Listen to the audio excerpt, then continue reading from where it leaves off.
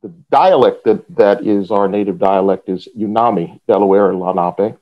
Ita kwango melmo hemo, kelek patakomak Delawensi, hake nantikok ok Lenape.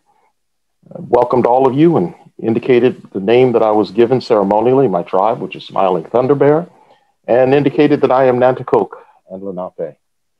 The presentation today, We Are Still Here, is giving some information about the indigenous people of our state. And in our state, we know that the ancient name of the area that now is called New Jersey is Sheikpi, which generally refers to the fact that it's on the water's edge. Three sides of our state, we have water, and that name is descriptive of our homeland.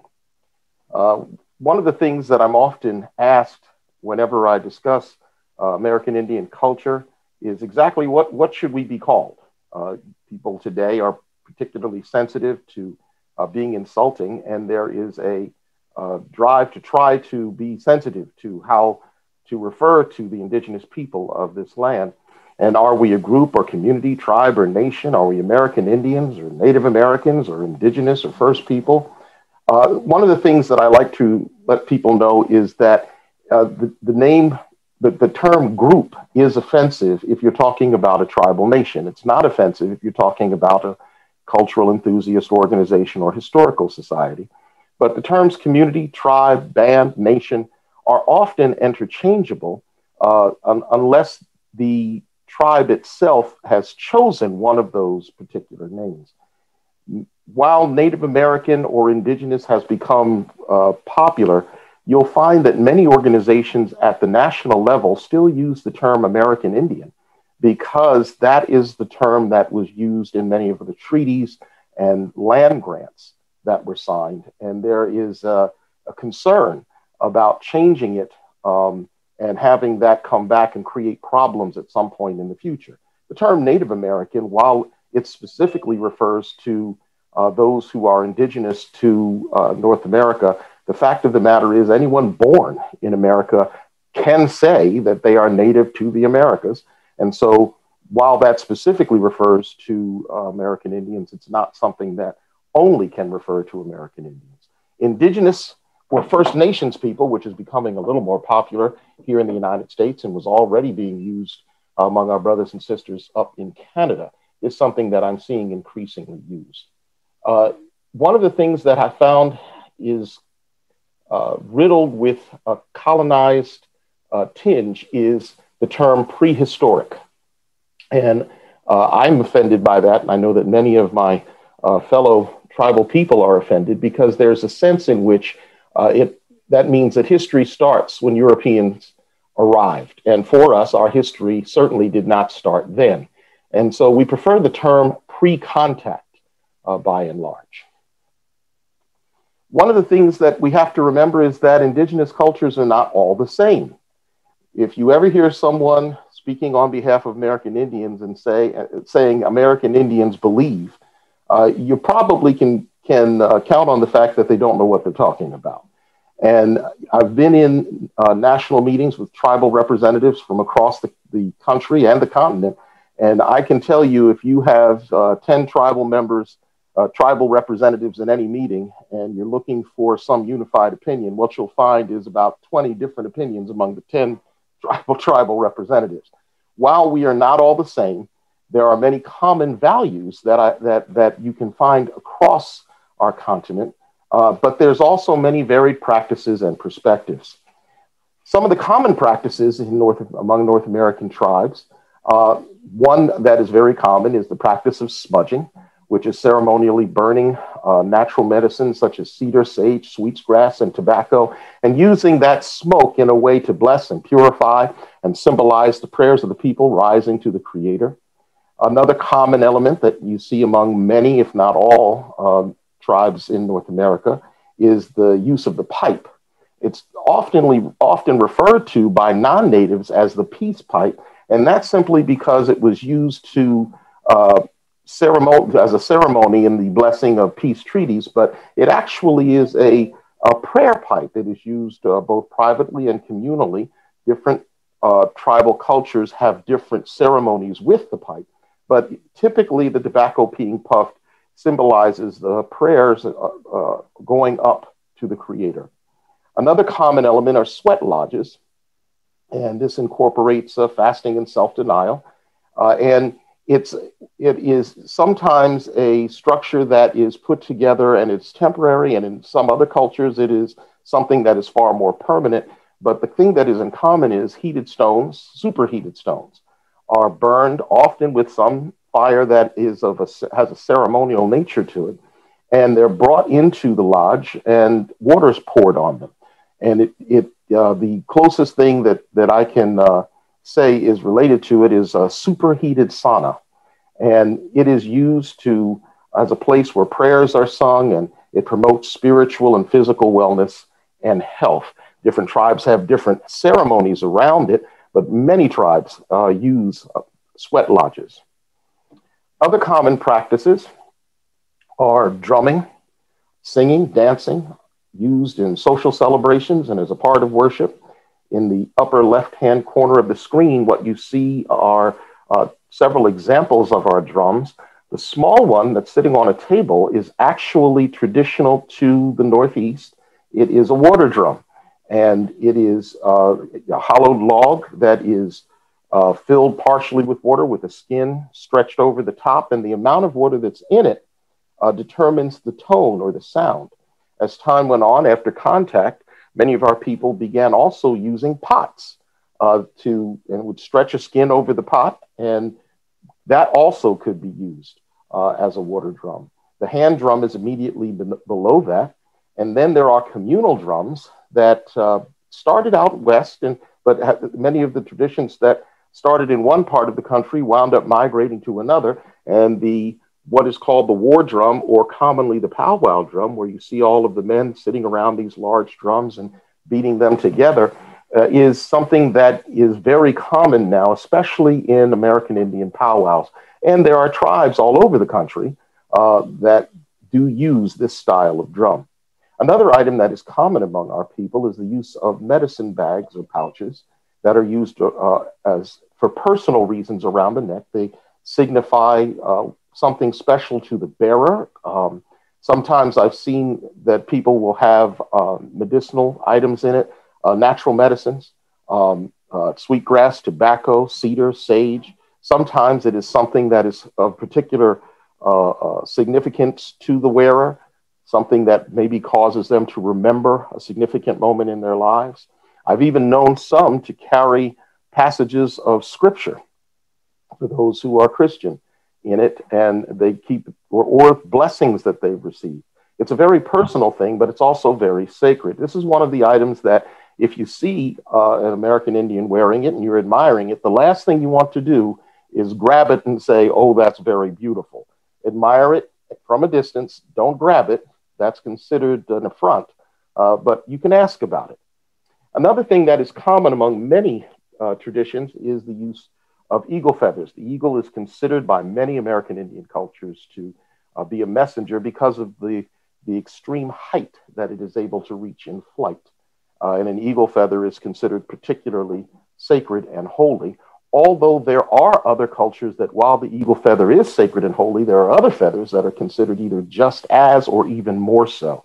Among the Lenape ancestors, the turkey feather, many in the Northeast, the tail feather of a turkey was considered particularly sacred and is still considered by many within the Northeast to be so. The observance of the four directions, symbolizing the seasons of life. While not all American Indian cultures have this going back into ancient times, many across the country have adopted this. And even in ancient prayers, there's a recognition of the directions.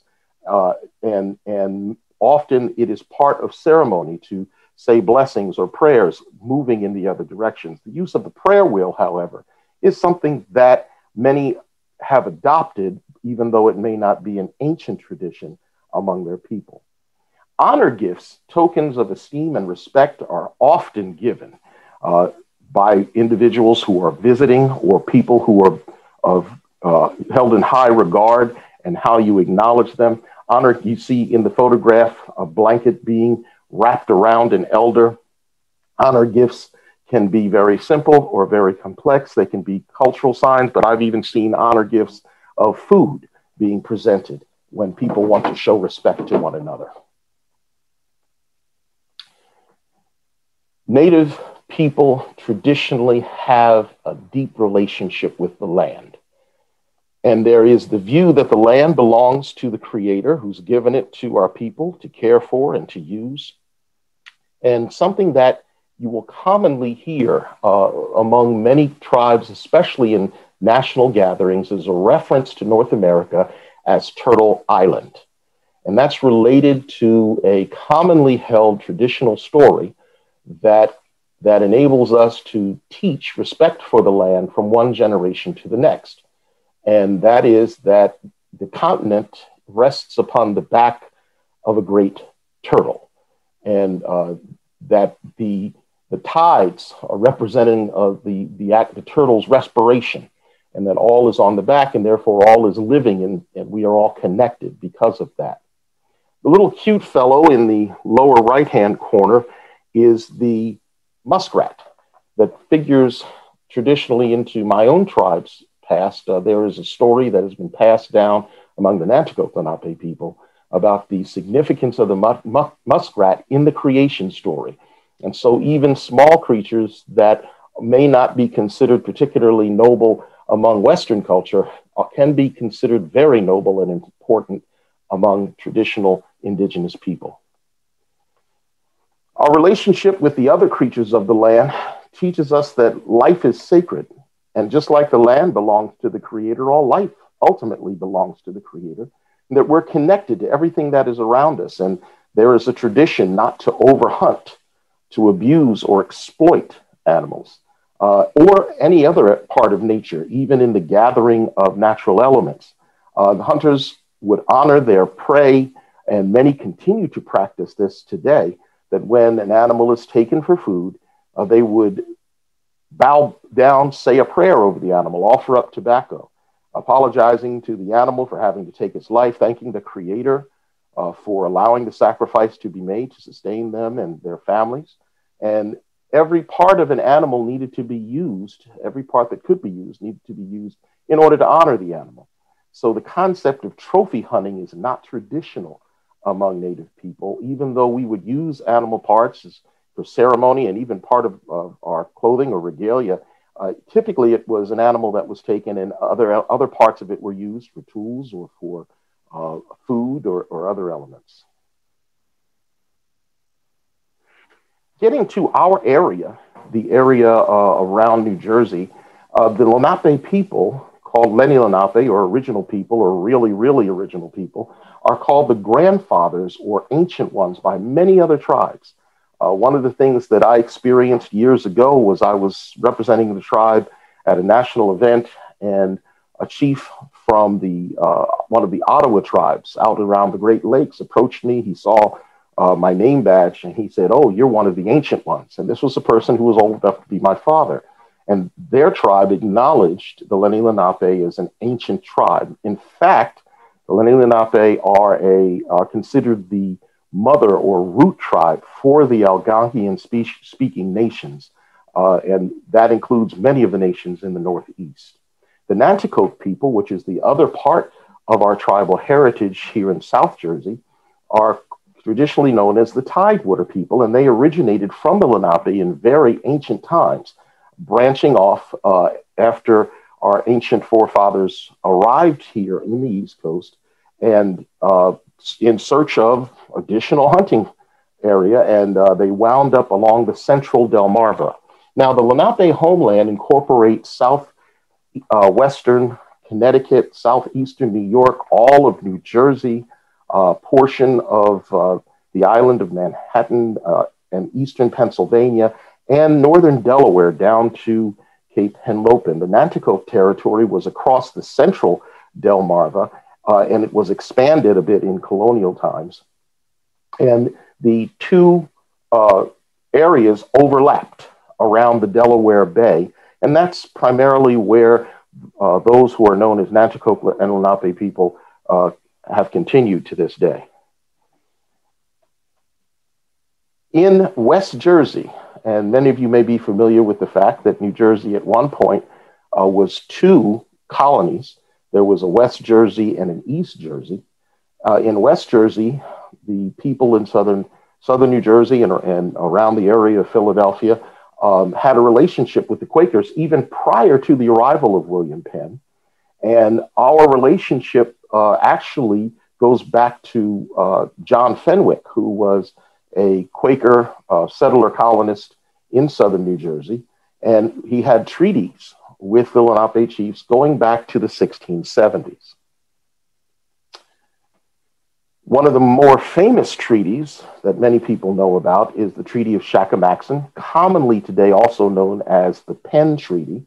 It took place in Philadelphia, and Governor Penn met with our Council of Chiefs, and the spokesperson for that council was Chief Tamanend. And William Penn is held in high regard. He is one of very few who took the time to learn our language, to learn our ways, so that when he did meet with our chiefs at Shakamaxon, he followed our way of meeting and having a treaty, having a compact. And he gave to our chiefs, by presenting to the representative, their spokesperson, Tamanend, a wampum belt, and Tamanend presented him a wampum belt. Now, the one that came from Tamanend is far more famous, and that's the one that is depicted in the image. And wampum is made of beads that are made out of the shells, seashells, the quahog and the whelk shell. They are a deep purplish, bluish purple, and white. And they are strung on strands or woven into belts or made into jewelry. But when they're woven into belts, often those belts would symbolize and record special events. And so the treaty, the wampum belt, served as a representation, a witness to the treaty itself. William Penn said that we meet on the broad pathway of good faith and goodwill. No advantage shall be taken on either side, but all shall be openness and love. We are the same as of one man's body was to be divided into two parts. We are of one flesh and one blood. Tamanend is famously recorded as saying, "We will live in love with William Penn and his children as long as the creeks and rivers run and while the sun, moon, and stars endure." It is true that the Lenape people continue to uphold that treaty and that promise. Sadly, as William Penn departed and his sons took his place, they did not follow through. And one of the things that occurred was many of the Lenape people lost territory because of the walking perches. Most of our people were pushed further and further west, and we'll be talking about that in a moment. Early contact was actually like an invasion. And for the Nanticoke people, the other side of my tribal family, we actually had a hostile reception for Captain John Smith, because so many that had come up the rivers on the Delmarva prior to the arrival of the British actually stole many of our people, taking them away. There are many accounts of American Indians during the period of first contact being taken by the early explorers and colonial powers back to Europe and to England.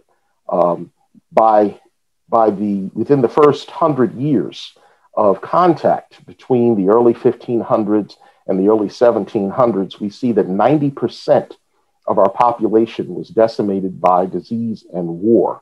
In fact, one of our chiefs is recorded as saying, "For every one of your people," meaning the Europeans, "that gets off one of the great boats, 9 of my people die." The new immigrants also presumed authority over our land and even authority over our people due to something called the Doctrine of Discovery. Now, this is something that is not commonly taught in schools, even in higher education. But the Doctrine of Discovery is the foundation for land tenure here in the United States and in many areas where the countries are based on European colonization. And it traces its policies back to Roman Catholic papal bulls. We're going back into the 15th century, by 1493, the Doctrine of Discovery was formed to the point that it rationalized the Roman Catholic Church's authority to grant Christian monarchs control of the lands of infidels. And an infidel was anyone who wasn't Roman Catholic, wasn't Christian. The Pope that issued it indicated that those who discovered the lands could capture, vanquish, subdue the Saracens, pagans, and other enemies of Christ, put them into perpetual slavery, and take all the possessions and property. And while much here on the East Coast was colonized by the British, who were not Roman Catholic at the time, the policies of this continued to be practiced and even worked their way into American federal law and policy coming through to today. One of the things that was an outgrowth of this is the common name Redskin actually referred to the use of our scalps. And it was something that a person could make a certain amount of profit by killing us and showing evidence that they had killed our people. In 1763, in the Maryland General Assembly, determined that hostile Indian scalps were worth 50 pounds. What's interesting is that a hostile Indian was someone who simply didn't surrender as they came across a white person wherever they happened to be. They could be in there on a traditional footpath. They could be in traditional hunting grounds. They could be just leaving their village area. If they came across a non-Indian, and did not make a sign of surrender, and voluntarily call out and lay down their weapons, they could be determined to be hostile and killed, and their scalps they would receive a reward for the scalp. And anyone who neglected to surrender and by laying down their weapon was deemed hostile. So it was very subjective, going all the way back to the 16 and 1700s.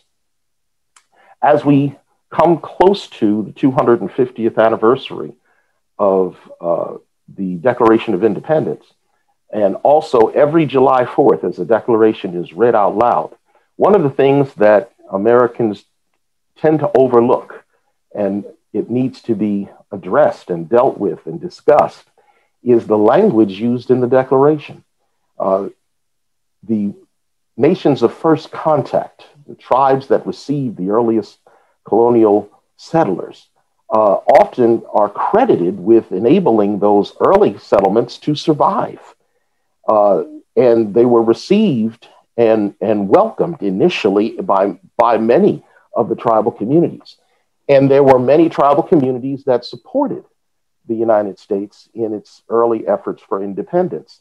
The Lenape people, the Lenape Nation, actually were the first to acknowledge the United States early on, before any other.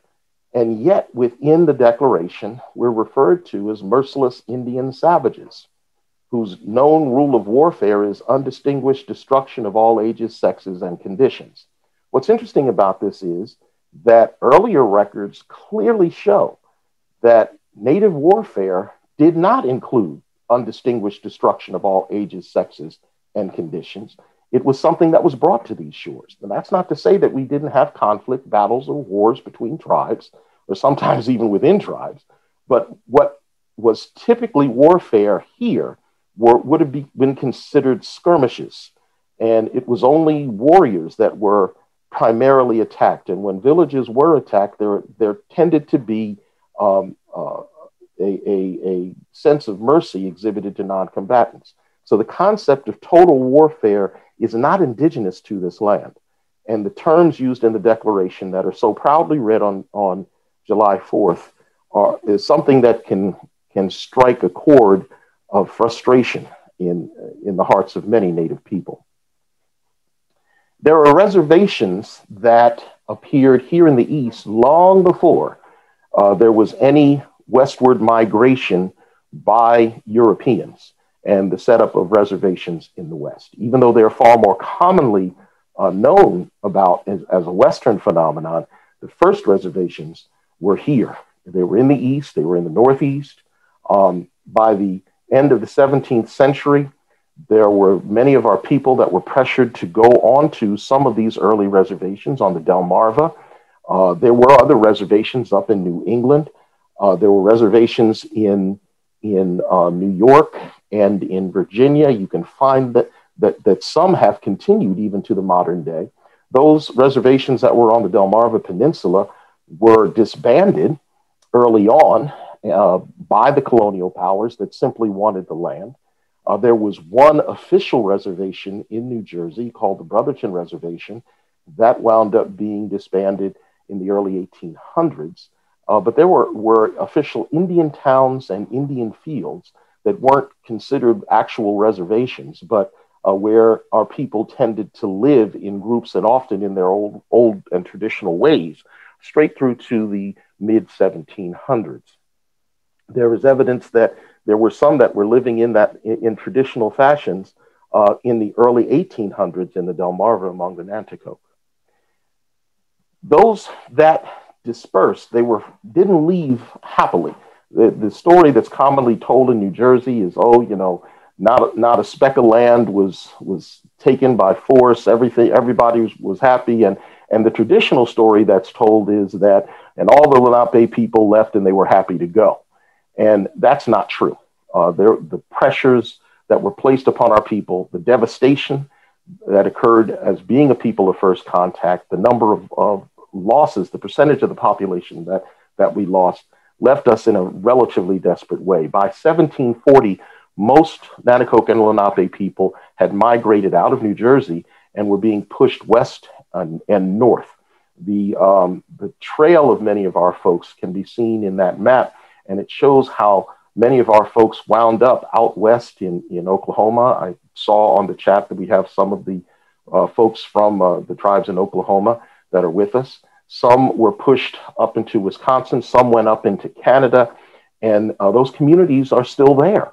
And the vast majority were gone by mid-1700s. There was the one reservation here in New Jersey that remained into the early 1800s, but our people were never forced to live there. There were about 70 families that voluntarily lived there, and there were others that were scattered throughout the state. Many were that decided to stay in their small communities, remnant communities, were forced to adapt to Anglo-American lifeways while living in these small communities. And those who remained were often reclassified by the government as free persons of color or mulatto instead of Indian. And there are studies that show that that's exactly what happened, tracing family lines that were identified as Nanticoke or Lenape or Indian in one record, and then their identity was changed subsequently. One of the things that occurred that a lot of people don't know about is in the early history, the early federal history of the United States, we see that there were 90 Christian Lenape people that were massacred in Ohio at a site called Gnadahutten. And they were Christian Indians. They were Moravians that had migrated away. They were in the Ohio area, and they were not involved in any hostilities. But because there was tension between the native population and the white population, these peaceful Indians were gathered in their little missionary community. And in order not to waste ammunition, the American troops decided to basically club them to death. And most of the people who died of that number, of that 90 individuals, were women and children.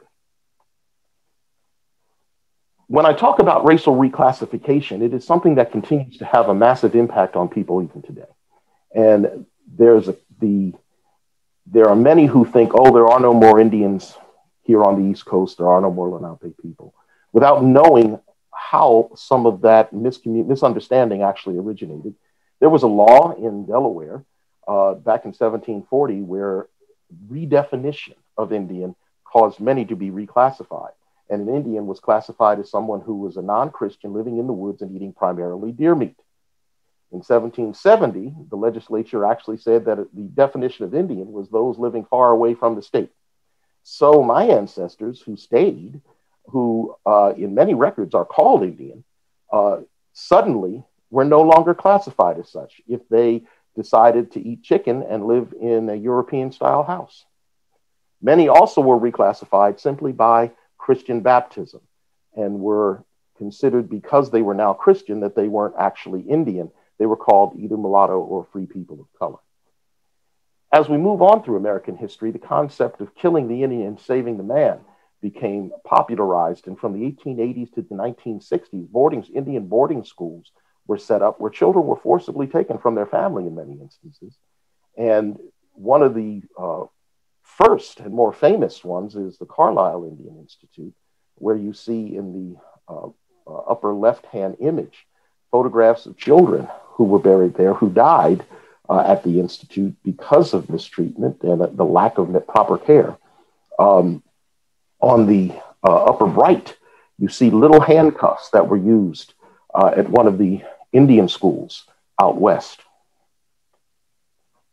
Now, Indian tribes are still in the area. We don't all live on reservations. According to the 2010 census, and I'll update this when I get some information on the 2020 census, 78% of those identifying as American Indian or Alaskan Native, they live outside of the traditional areas or reservations. There are over 70,000 people who identify as American Indian or of American Indian descent in New Jersey. Now, this would be from a variety of different tribes, people who moved here, but there are over 70,000. And there are 3 state recognized tribes in New Jersey that have an estimated 6,000 people on their rolls. Remaining in the region today are these communities that can trace their history back before 1900, back to the early colonial era. And the lower 3 tribes are interrelated. The Nanticoke, Lenni-Lenape, the Lenape of Delaware, and the Nanticoke Indian tribe are all the same families, and just from the different areas. My own community, we are the original people of the Delaware Bay that remained in the area, and our families have been documented well going back to the late 1700s and early 1800s as having remained in the area. The 3 communities of Nanticoke Lenape people around the Delaware Bay actually continued their government within tribal churches that were set up that date all the way back to the early 1800s. Those churches also established tribal schools, and those who were the leaders of the churches were the leaders of our tribal community. It wasn't until the 1900s, and for my tribe, it was into the 50s and 60s, where there were pressures to reorganize a formal tribal government separate from the churches, which took place in the late 60s and 1970s. Maintaining our governance, moving from the churches and the schools into elected tribal councils and chiefs, reestablishing that for the first time, has a long history among our people. And one of the earliest photographs that we have is from 1881. My own ancestors, who were Nanticokes that gathered on the steps of the Delaware State House demanding certain rights. You can see that photograph up in the upper left-hand corner, and that's from, I believe, the 19-teens or early 20s. We're still here, and our culture is alive and well. We maintain that culture, continue to preserve it and protect it as best as we can. We preserved and have reinvigorated some of the traditional dances and songs from our Lenape and Nanticoke ancestors. And we also participate with sister tribes in pan-Indian style powwows. Now, the modern powwows are where tribal people from many different cultures can come together and dance, and many of the songs and styles of dances are shared among the people originating from other areas of the country. We keep our elders and our youth protected, serving them, those that are the keepers of our traditions and our stories, and those that will be the ones to carry the legacy forward. One of the things that a lot of people don't know is that the Nanticoke Lenape have maintained a relationship not only with the Quakers in the area, but also the nation of Sweden. When the king and queen of Sweden have come into the region, they have met with the chiefs of the three communities that are around the Delaware Bay. That contact has been kept up and maintained for many generations. You see in the large photograph, a photograph of our chief, Mark Gould, shaking the hand of the King of Sweden. Some of the stereotypes that I always like to put down are the fact that our people did not live in teepees here in the East. The Lenape people in New Jersey and in Lenape-Hoking, which is the homeland, we didn't live in teepees. We lived in wigwams and in longhouses. One of the earliest depictions of our people drawn by an artist that was documenting how we were living in New Sweden, which was the southern area of the Delaware River and around the Delaware Bay, shows a depiction of how our villages were laid out in a very organized fashion. And in the photograph, as you notice, you do not see teepees. We used dugout canoes and not bar canoes. We were never devil worshippers. Matter of fact, our people were always monotheistic. We believe that there were many spirits, and there are, as many faiths do, but certainly there was only one high God, our creator, that ultimately all prayers were sent to. Never were savages or uncivilized. The concept of being civilized and defining it only as Western is a vestige of colonialism that needs to be re-examined and thrown off. Certainly we had our own civilization. We were not a nomadic people.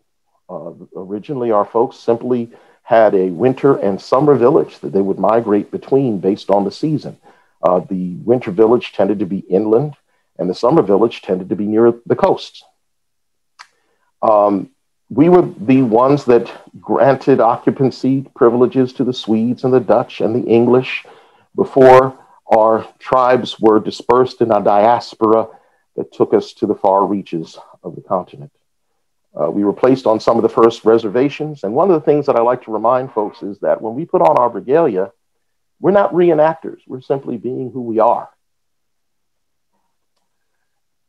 Now, one of the things that I love to also discuss is this concept that simply because you're Native, the federal government writes you a personal check, and that you're able to live off of people's taxes. And that's not true. While there are funds that are provided to some tribes, mostly those that are on the federal list through the Bureau of Indian Affairs, and there are 576 of them in about 60 state tribes or so, but that do receive federal grants or federal funds, sometimes based upon treaty deals that were cut 100, 150 years ago, sometimes based upon the fact that they have competed for grant funding, and sometimes because those tribes are providing services to their people similar to the way a state would or a municipality, and they receive funds as a government. But individual tribal citizens don't necessarily get checks right from the state, simply from the federal government, simply because they're Indian. They may receive allotments from their tribal government based upon tribal businesses or how the tribal government chooses to disperse certain funds. Most American Indians don't live on reservations. Today we have houses and jobs. We're not living in the ancient ways. We're citizens of both the United States and citizens of our tribe. Not all tribes want or have casinos. In fact, in checking on that, most tribes don't have casinos, even though I know the stereotype is that all do. Our traditional dress is called regalia and not costumes. A costume is something you wear when you're portraying something that you're pretending to be, whereas regalia is something you put on to honor who you are and honor your ancestors. And our culture is not stuck in the past. It is ever evolving.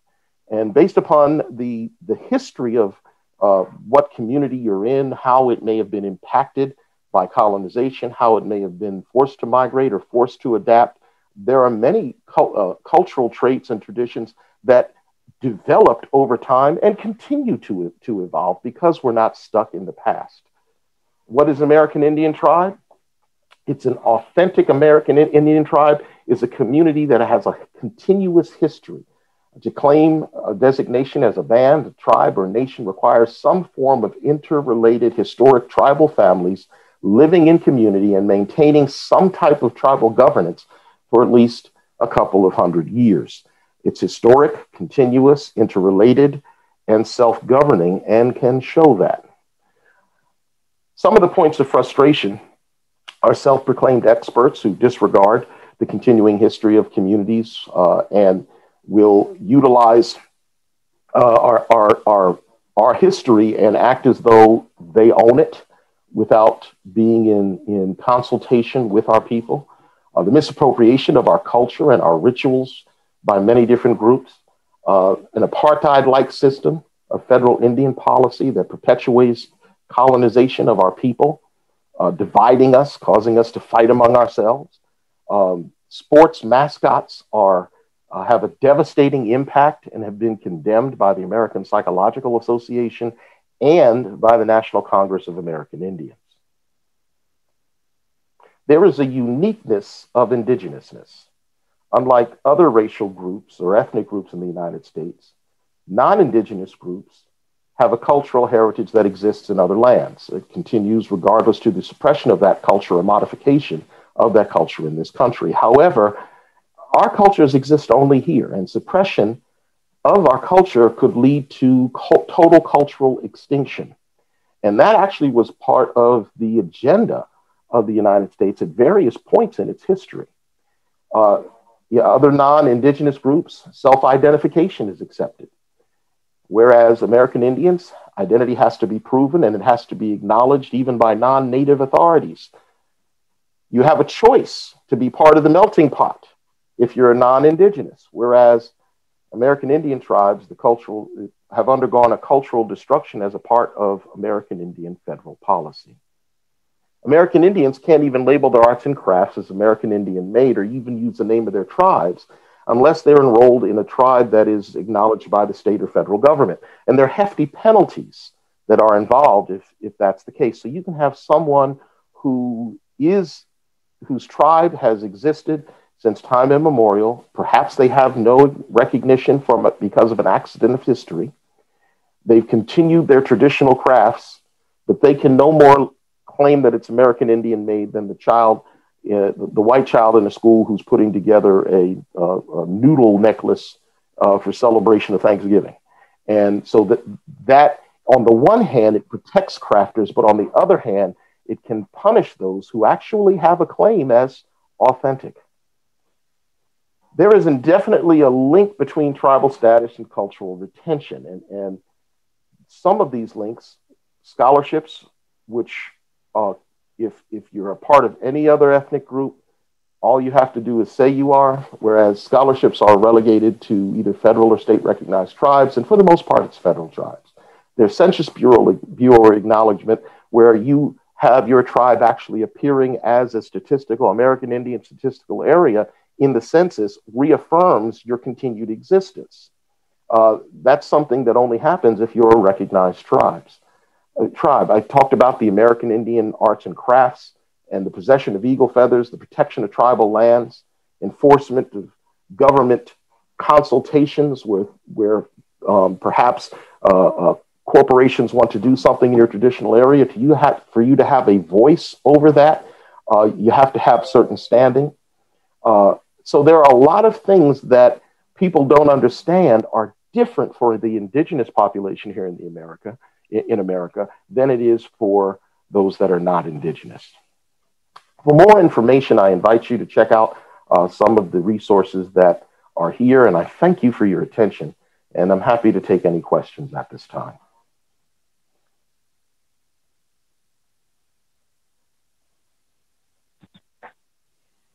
Thank you very much, Reverend Norwood. We do have some questions that came in from the chat, and I will try to communicate them as best I can. So one question early on was about the differences in relationship to the land between Native people and Europeans, and how that played out in that relationship and maybe still continues to play out. Can you speak to that at all? Yeah, well, for traditional European culture, saw the land as a possession, and it could be bought and sold. When Europeans arrived and began to negotiate to live on our lands, from the perspective of the indigenous population, land was something that ultimately belonged to the creator, but was held in trust and possessed by the tribes that the creator gave the land to. And we had an obligation to share it with those who acknowledged relationship with us, and acknowledged our primacy over the lands. And that relationship had to be renewed on an annual basis through gift giving. Well, that's very different from what the European concept of land tenure was, which was we cut a deal, you sign this document and now get off of our land. And that caused a lot of confusion during the time of early contact, where many of our ancestors assumed that just because we said you could live here didn't mean that we couldn't still move across the territory or hunt where we traditionally hunted. And that really caused a lot of tension. Another thing is, because the traditional European view, and certainly I'm saying this broadly, I can't say that this was every particular culture, but by and large, the colonizing cultures that came here, because the land was viewed as a commodity and a resource, there was a lack of understanding that traditional people, the indigenous people, lived in relationship to the land. A relationship with the land, a relationship with the water, a relationship with the creatures in the land and the water and the air. And that relationship was more than merely a ceremonial one. It actually worked its way into every aspect of the culture. So that created for tension early on. There are, the stories of Lenape people selling Manhattan for a few beads and tokens is really a total misunderstanding. They were accepted as a token of a relationship to share a portion of the land, and that had to be renewed on a regular basis. There was no concept of selling it any more than there's a modern concept of selling air. Well, I guess we do that now. We sell air rights. Thank you. Here's another question. How did classification of Native Americans or Native people as people of color, how did that affect the relationship between Native people and people of African descent? Did it support it? Did it? Go ahead. Well, one of the first things that we need to understand is that those of us who remained in the East dealt with colonization and the arrival of foreign people on our shores 200 years longer than those moving more toward the West and the Midwest. And so you have to understand that many people in tribes that are still here up and down the East Coast have a certain degree of miscegenation. I have African ancestry myself. There are many that are mixed white or mixed black or what have you, but continue to maintain a tribal identity among their families that continue to live in community with one another.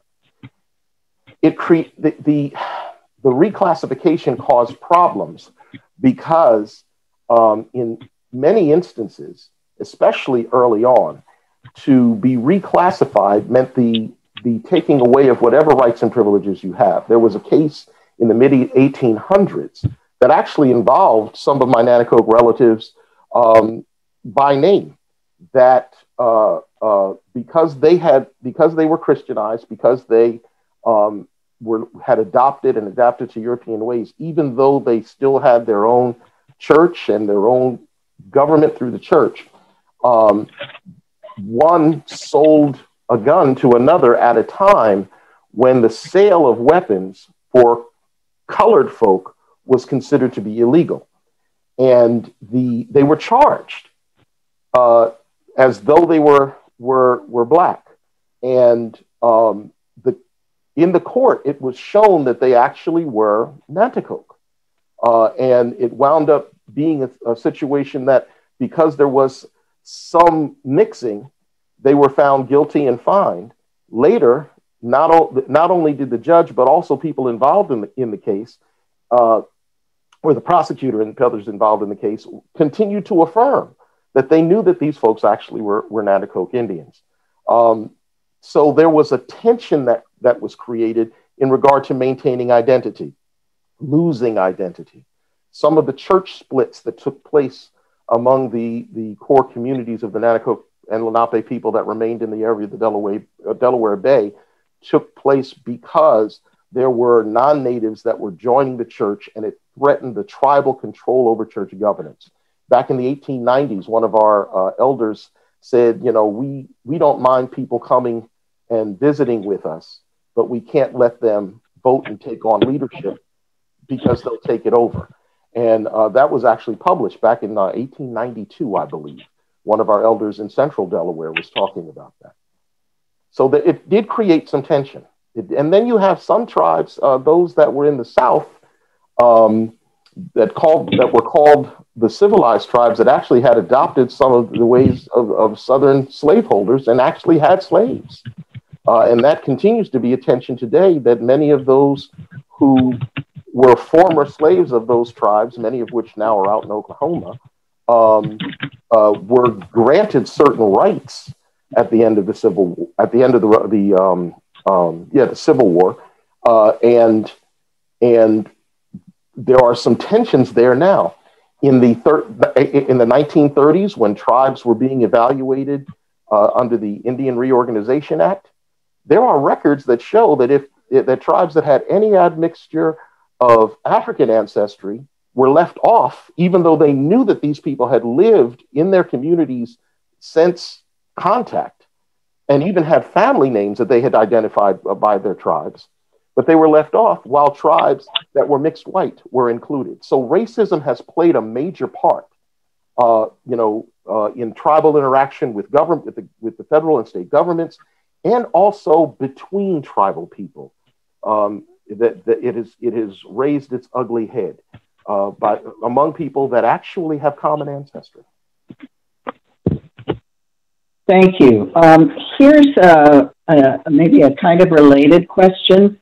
What kind of documentation is generally used to identify an individual or a community as Native American? Is there something specific that either Native people themselves look for, or others, other identifying, or organizations are looking for?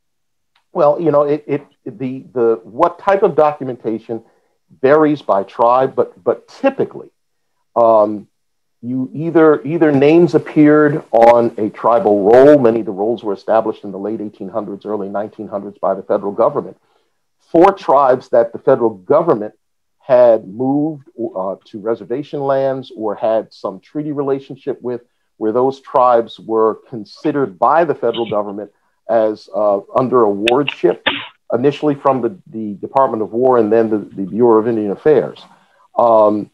That's one type of record, and those rolls often taken by non-natives listing names are the source for some tribes in regard to their base role, and you have to be descended from that list or have a certain blood quantum from that list.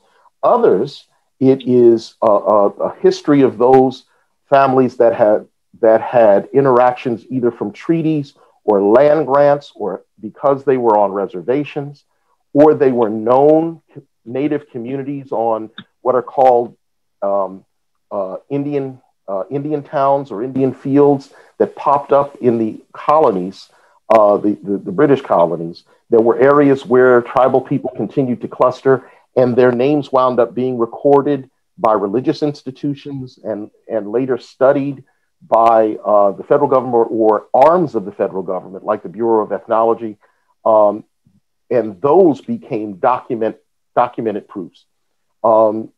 Another thing that happened, quite frankly, in my own family is there were those that served in the military or as seamen as merchant marines or in the Navy, and they received identification going back to the 1750s and the French and Indian War, and they're identified as native, and usually associated with some tribal area, and their ancestors are identified as such. Great. Here's a sort of factual question, if you know the answer to this. How many families stayed in New Jersey when others were moved or left in the colonial times? I don't know. I don't know how many individual families left. I can say it was the vast majority of the ones that stayed, and I would have to say around the Bay, the Delaware Bay area on both sides of the Bay. I don't know about North Jersey simply because that's not my detailed focus on tribal history doesn't incorporate that area. But among the families that make up the Nanticoke and Lenape people, based upon records that go back at least to the 1800s and a few that go back into the 1700s, there are about 20 to 25 core family groups between the three communities that are relatively well documented, and all of them interrelated. So I'm saying 20 to 25, but if you go back a little further, most of them go back to just a handful of people. Okay. Here's a question that's about your church and wondering what Yujima means and whether it's connected at all to your native heritage. Yeah, I'm not the pastor of the tribal church. The tribal church is the St. For my tribe is the St. John's United Methodist Church. And I've preached there, but I pastor in Ewing Township, which is just outside of the state capital of Trenton. My church started as an outreach ministry to youth, and it's named after the youth ministry that gave it birth. Yujima is a Kiswahili word that simply means a community assuming responsibility for one another and working to uphold one another. And it was a name that was selected by the kids we were ministering to back in the early 90s. We had a youth ministry with no name. And we asked the children to come up with a name, and they came up with that name. And so when the church grew out of it, we kept the name in honor of the kids that had established the name. Great, thank you. One last question, I think, and that is, how can white people be allies and appropriately support and appreciate Native American culture and history? Well, appreciating it is getting the story right, and understanding that not everything that you've been taught in schools is right. Some of it is downright wrong. For example, in New Jersey, the thought was that all Indian people left the state, and there were none left. And that story was being told even as prior to the departure of the Brothertons, who were residents of that last reservation in New Jersey, and the only official reservation in New Jersey. It was told prior to them.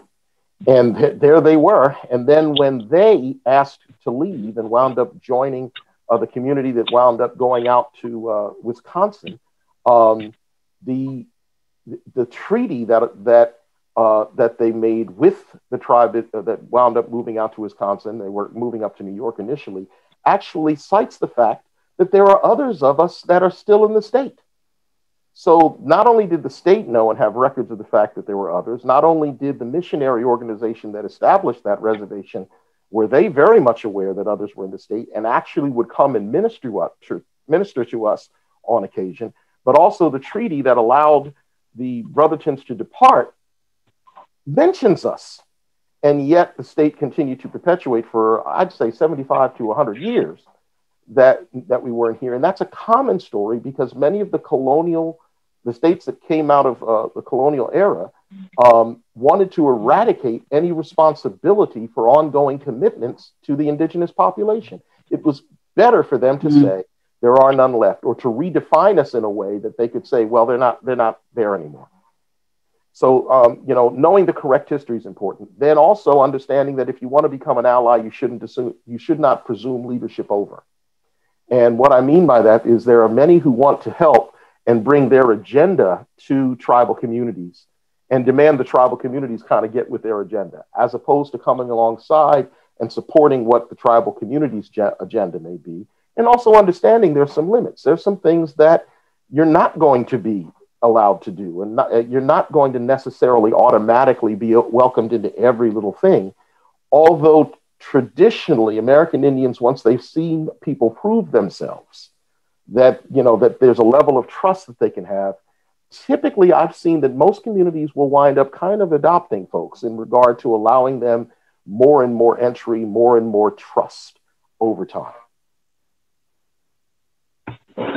Thank you very much. One last chance, people who are with us, if you want to add anything to the chat for a question, but we are pretty much out of time, and I really appreciate all of the questions that did come in and the great conversation that Reverend Norwood stimulated for us.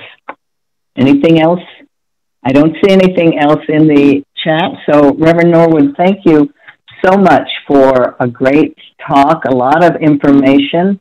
And I noticed that you had shown one book there, Delaware's Forgotten Folk by C.A. Westlager. Yes. And if you have any other suggestions, if you could share them with me, I will definitely post them on our website. Happy to do so. Great. Thank you again, and everyone have a great rest of the afternoon and the rest of the weekend. Goodbye now. Goodbye. Goodbye.